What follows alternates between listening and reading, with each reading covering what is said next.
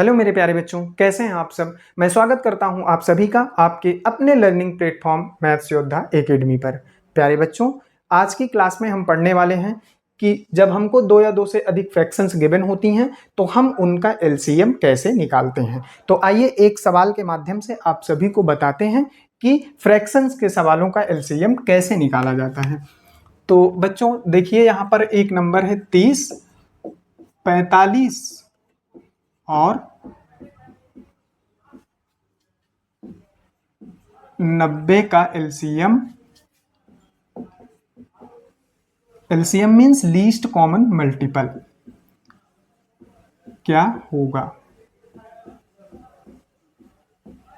बच्चों देखिए, हमने आपको पहले बताया कि हम आपको बताएंगे कि फ्रैक्शन के सवालों का एलसीएम कैसे निकाला जाता है, लेकिन यहाँ तो नंबर सामान्य है तो सामान्य नंबर की बात हम नहीं करने वाले हैं। हम आपको बता रहे हैं कि जब ऐसे नंबर्स मिलते थे तो आप बहुत आसानी के साथ ऐसे नंबर्स का एलसीएम निकाल लेते थे, लेकिन आपको नंबर आज कुछ इस तरह से मिलने वाले हैं जो फ्रैक्शन के रूप में मिलेंगे। 30/7 और 45/28 और 90/49। जब ऐसे नंबर आपको मिलेंगे तब आप कैसे एलसीएम निकालेंगे। तो सबसे पहले मैं आपको बता दूं बच्चे कि जैसे 30/7 ये लिखा हुआ है, जो एक देखिए 30 को जो सेपरेट कर रहा है और 7 को जो सेपरेट कर रहा है, वो जो एक छोटी सी लाइन है हॉरिजॉन्टल, मैथमेटिक की भाषा में हम इसे डिवाइड का साइन बोलते हैं। तो ये जो डिवाइड का साइन है, डिवाइड के साइन के ऊपर जो ये संख्या लिखी हुई है इसे हम कहते हैं अंश, और डिवाइड के साइन के नीचे जो संख्या लिखी हुई है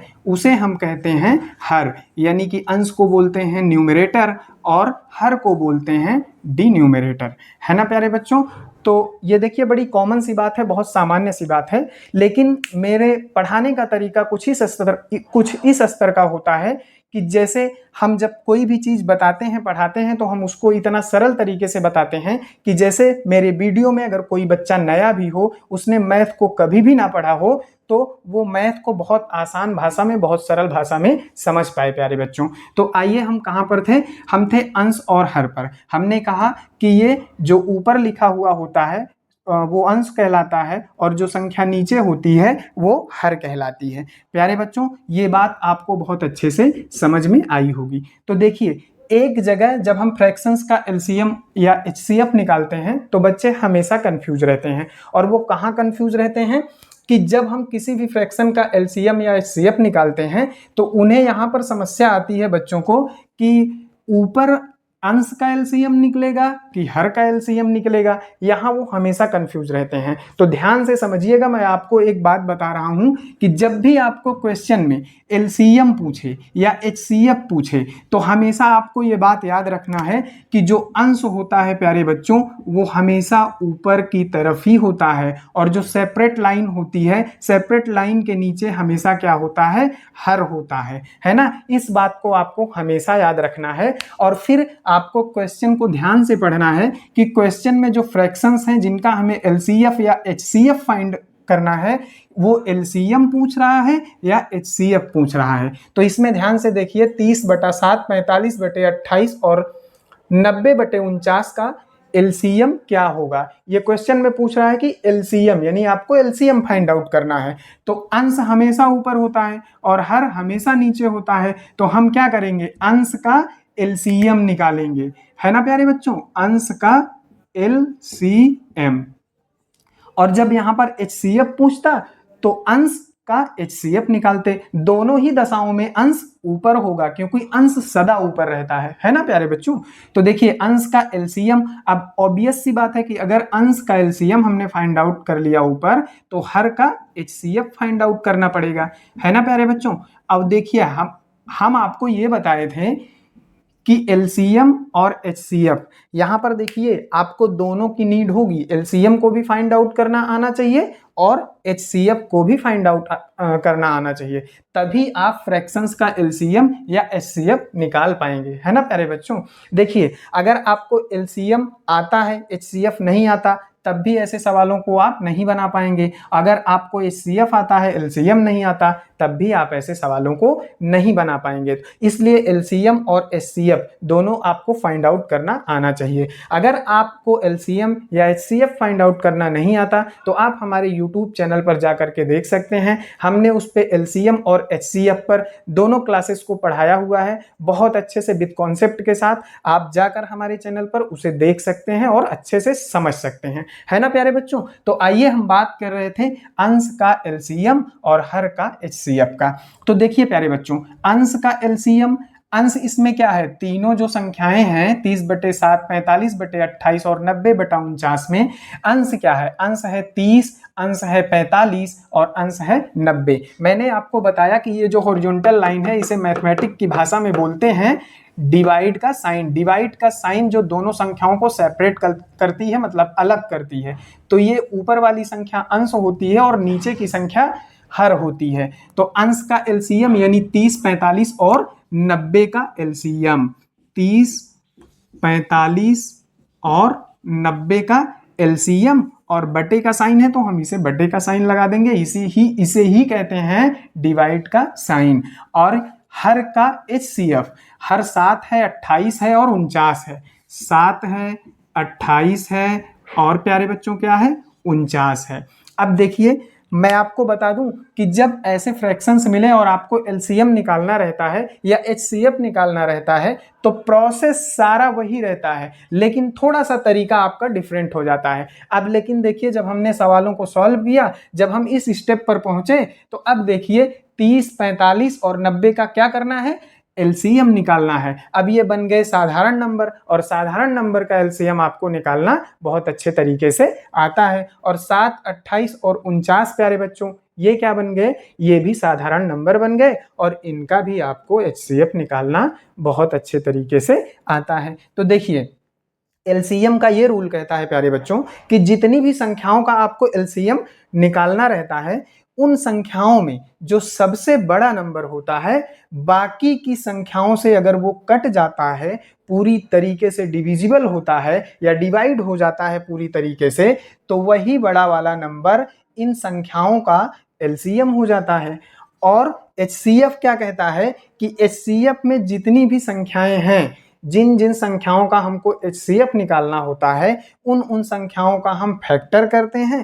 पहले तो आपको बता दें कि HCF दो विधियों से निकाला जा सकता है। पहला प्राइम फैक्टराइजेशन जिसे बोलते हैं अभाज्य गुणनखंड विधि, और दूसरा होता है डिवीजन मेथड जिसे बोलते हैं भाग विधि। तो हम सबसे पहले इन नंबरों का फैक्टर निकालेंगे और फैक्टर निकालने के बाद जो जो फैक्टर इन तीनों नंबरों के फैक्टर में कॉमन होगा वही इसका HCF हो जाएगा प्यारे बच्चों, है ना। तो अभी आगे की प्रक्रिया हम करके बताते हैं, लेकिन आपको एक बात बता दूं कि 30, 45 और 90 में, ये देखिए 30, 45 और 90 में मैंने कहा कि इसका LCM 90 होगा और 7, 28 और 49 में इसका जो HCF होगा प्यारे बच्चों वो 7 होगा, क्योंकि यही हाईएस्ट कॉमन फैक्टर इसका होगा। आपको पता कैसे कि हमने कैसे बता दिया, क्योंकि हमने बहुत ज़्यादा प्रैक्टिस करी है इस पर, और मैं आपसे पूरे उम्मीद के साथ, पूरे दावे के साथ कह सकता हूं कि अगर आप भी मोर देन टाइम प्रैक्टिस करेंगे तो आप भी ऐसे नंबरों को देख करके तुरंत बता देंगे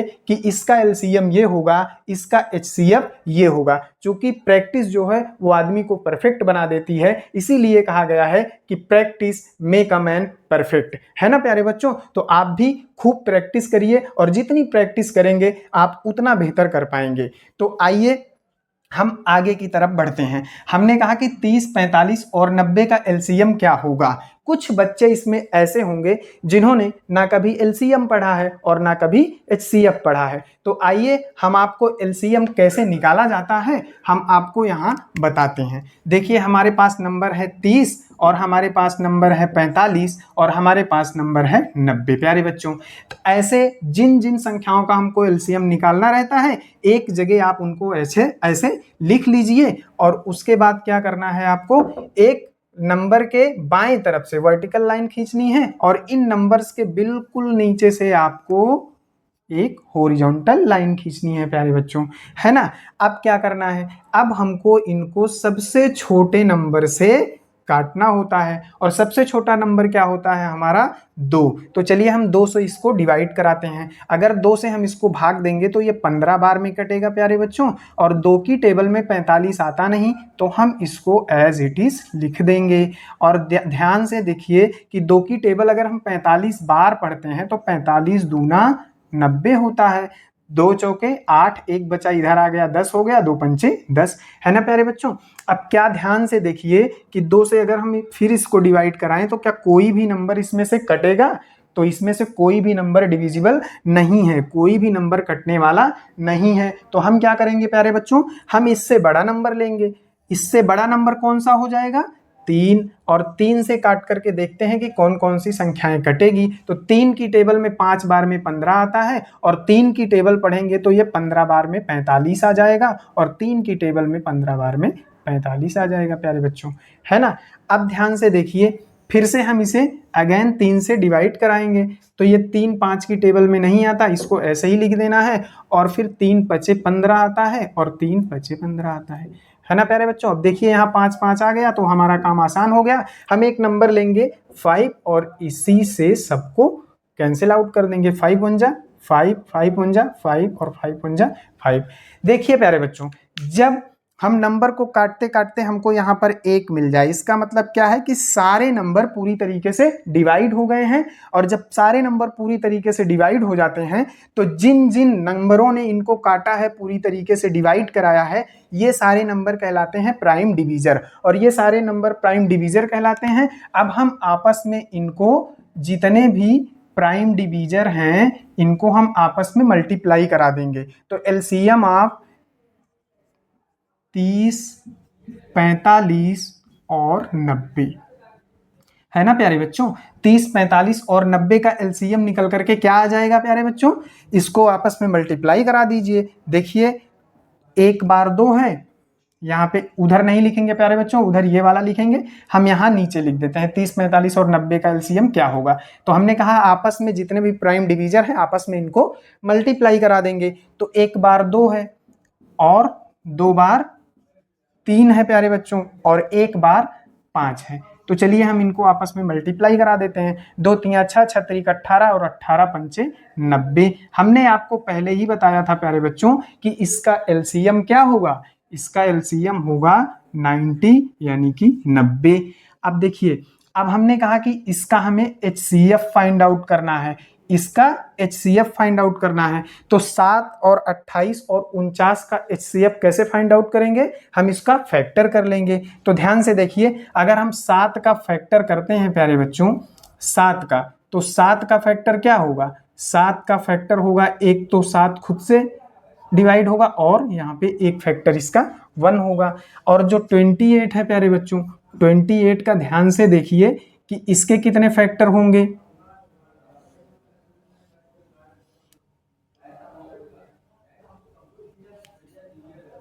एक तो 2 हो जाएगा, 2 दूना 4, और 4 सते 28 हो जाएगा प्यारे बच्चों। और एक देखिए ध्यान से, कौन सा नंबर है, 49, और 49 कैसे हो जाएगा प्यारे बच्चों, 7 मल्टीप्लाई बाई 7, तो 7 सता 49 हो जाएगा, है ना। तो देखिए हमने इन नंबरों का फैक्टर कर लिया, और हमने बताया कि HCF में जितने भी नंबर का HCF फाइंड आउट करना रहता है उनके पहले हम फैक्टर कर लेते हैं। हमने 7, 28 और 49 का फैक्टर कर लिया। अब इस फैक्टर में देखते हैं कि कौन सा ऐसा नंबर है जो तीनों की संख्याओं में है, तीनों फैक्टर में कॉमन है। तो यहाँ इसके फैक्टर में ये कॉमन, इसके फैक्टर में ये कॉमन, और इसके फैक्टर में प्यारे बच्चों ये कॉमन। तो जब तीनों के फैक्टर में यहाँ पर कॉमन 7 है, तो हम यहाँ पर इस CF इसका 7 लिख देंगे। और ध्यान देने वाली बात ये है प्यारे बच्चों कि आपको 1 7, 2 7, 3 7, 3 7 आपको दिख रहा है, तो यहाँ 7 मल्टीप्लाइड बाई 7 मल्टीप्लाइड बाई 7 नहीं करना। HCF में जो भी फैक्टर तीनों में कॉमन होगा, या जितनी भी संख्याएं होंगी जिसमें कॉमन होगा, वही कॉमन वाला नंबर ही हमारा HCF होगा, और उसे हम 1 टाइम ही लिखेंगे प्यारे बच्चों। तो देखिए हमने इन फ्रैक्शंस के एलसीएम को फाइंड आउट किया, और हमारा एलसीएम निकल करके आया 90/7। अगर ये कटता तो हम काट देते पूरी तरीके से, लेकिन अगर ये नहीं कटने वाला है तो हम इसे एज इट इज लिख देंगे, है ना प्यारे बच्चों। तो मैं उम्मीद करता हूं प्यारे बच्चों कि आज की क्लास आपको बहुत अच्छे से समझ में आई होगी, और अब आपको कभी भी ऐसे सवाल जहां कहीं भी मिलेंगे तो आप उन्हें बहुत आसानी के साथ बना पाएंगे, क्योंकि जहां प्रॉब्लम होती है आपको हर मोड़ पर मैंने आपकी समस्याओं का समाधान किया, हर जगह मैंने आपको बताया कि कहां कहां आपको दिक्कतें फेस करनी पड़ सकती हैं ऐसे सवालों में। तो मैंने सारी समस्याओं का समाधान आपको बताया, और मैं उम्मीद करता हूं कि आप जब कभी भी आपको एग्जाम में ऐसे सवाल मिलेंगे तो आप बहुत आसानी के साथ ऐसे सवालों को बना पाएंगे, है ना प्यारे बच्चों। तो बस आज के लिए इतना ही, मिलते हैं आप सभी से नेक्स्ट वीडियो में।